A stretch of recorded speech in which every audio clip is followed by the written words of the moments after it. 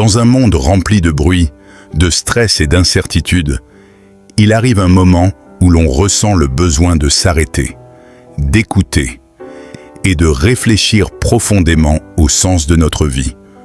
Peut-être que tu traverses une période difficile.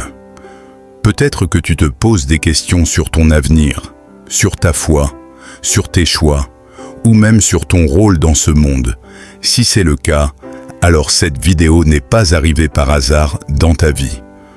Aujourd'hui, nous allons parler d'un message puissant, un message qui peut transformer ton état d'esprit, fortifier ton cœur et rallumer une lumière là où tout semblait sombre. Prends un instant, respire profondément, mets de côté les distractions et ouvre ton esprit à ce qui va suivre. Ce que tu vas entendre peut te choquer, te réconforter ou même te réveiller spirituellement. Mais avant d'aller plus loin, je t'invite à t'abonner dès maintenant à cette chaîne si ce n'est pas encore fait. Abonne-toi pour ne rater aucun message important. Mets un like pour soutenir ce travail. Et surtout, partage cette vidéo avec quelqu'un qui en a besoin aujourd'hui. Un simple partage peut changer une vie. Ici, nous ne cherchons pas à juger, ni à imposer quoi que ce soit. Nous cherchons à comprendre, à apprendre et à grandir ensemble. Chaque mot que tu vas entendre a un but. T'aider à avancer, à ne pas abandonner et à voir plus clair malgré les tempêtes. Reste bien jusqu'à la fin, car chaque partie de cette vidéo est liée et le message final pourrait être exactement ce que ton cœur attendait. Maintenant, sans plus attendre, entrons ensemble dans le cœur de ce message. Comprendre les épreuves de la vie. La vie n'est pas un long fleuve tranquille. À un moment ou à un autre, chacun de nous fait face à des épreuves, des échecs, des déceptions, des pertes, des moments de doute et parfois même de solitude profonde. Ces épreuves arrivent souvent sans prévenir. Et quand elles frappent, elles peuvent nous donner l'impression que tout s'écroule autour de nous. On se demande alors, pourquoi moi? Qu'est-ce que j'ai fait pour mériter cela? Où est Dieu dans cette situation? Ce qu'il est important de comprendre, c'est que les épreuves ne sont pas forcément des punitions. Très souvent, elles sont des leçons, des tests, ou même des opportunités de transformation.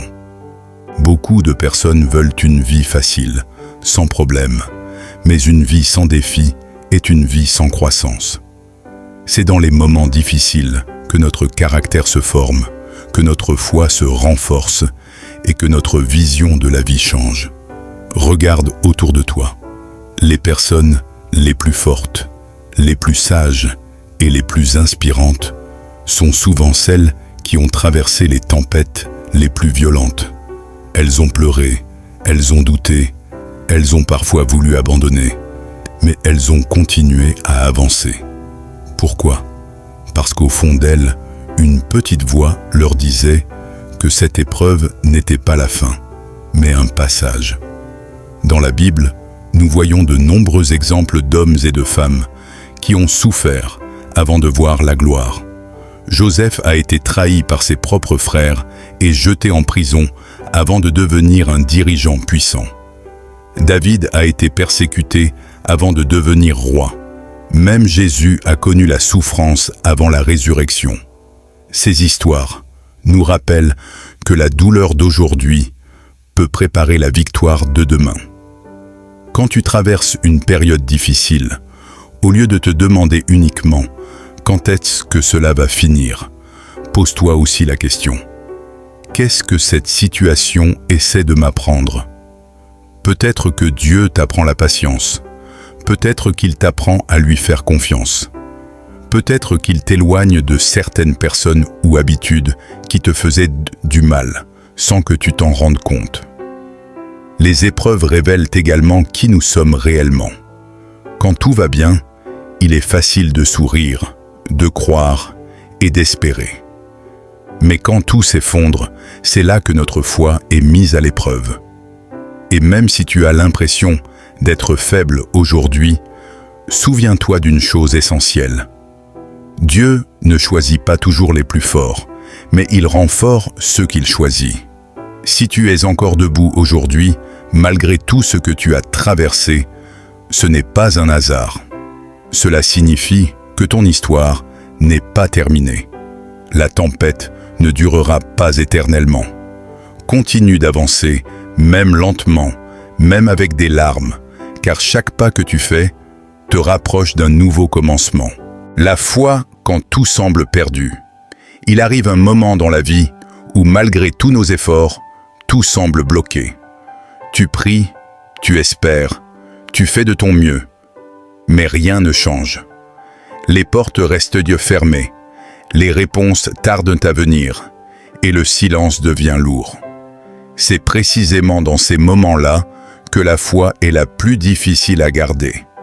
Et pourtant, c'est aussi là qu'elle devient la plus puissante. La foi n'est pas croire quand tout va bien. La foi, c'est continuer à croire quand tout va mal. C'est avancer même quand on ne voit pas le chemin. C'est faire confiance même quand on ne comprend pas.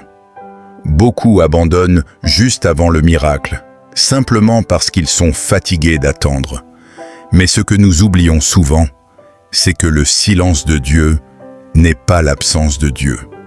Dieu travaille souvent dans l'ombre, loin de nos yeux. Pendant que tu penses qu'il ne fait rien, il prépare quelque chose. Pendant que tu pleures, il organise des rencontres. Pendant que tu doutes, il façonne ton caractère.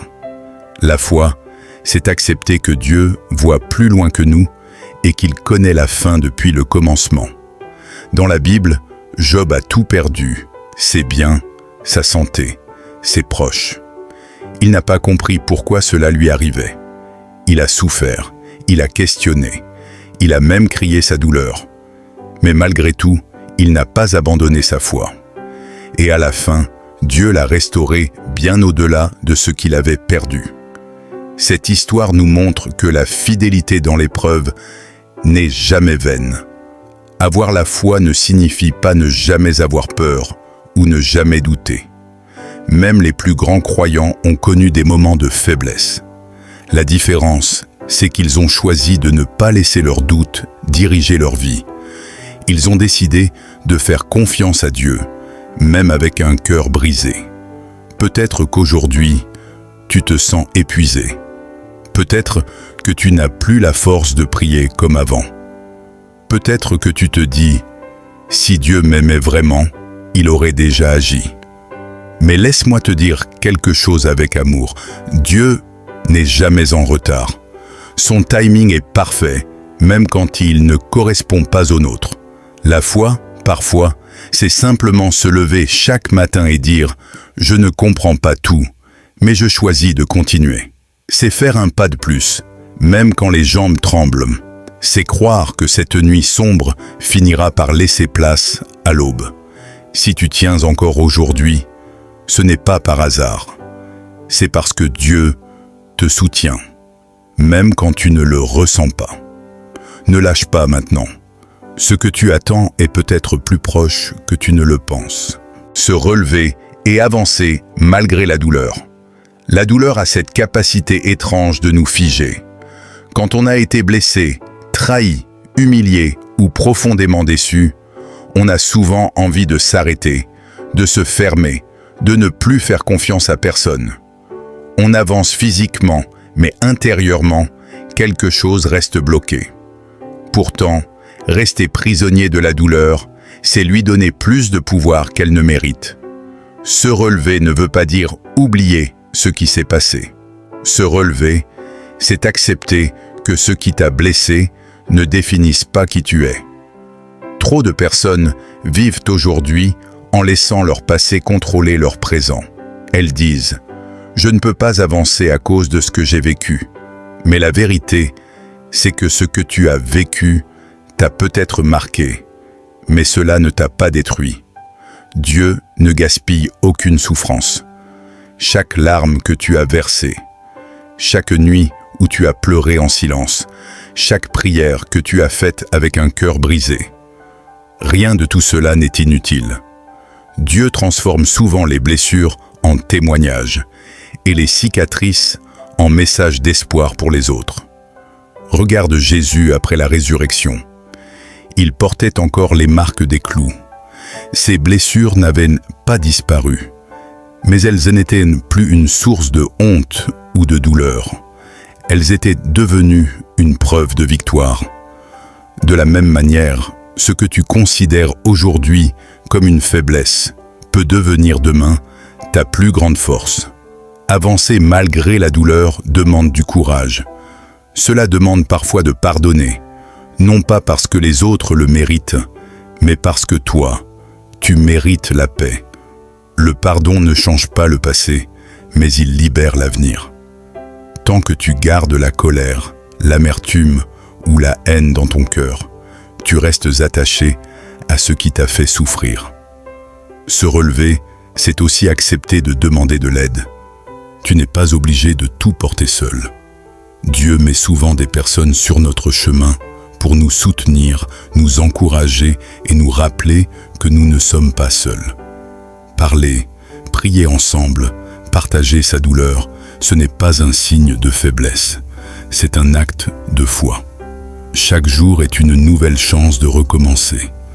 Même si tu avances lentement, même si tu fais des pauses, l'important est de ne pas abandonner. Dieu ne te demande pas d'être parfait, il te demande d'être persévérant. Un petit pas aujourd'hui vaut mieux que rester immobile par peur. Si tu respires encore, c'est que Dieu n'a pas fini avec toi. Il y a encore des pages à écrire, des victoires à vivre et des personnes à toucher à travers ton histoire. Lève-toi, même fatigué, même blessé. Avance, même avec des cicatrices, car ce n'est pas la fin, c'est un nouveau chapitre qui commence.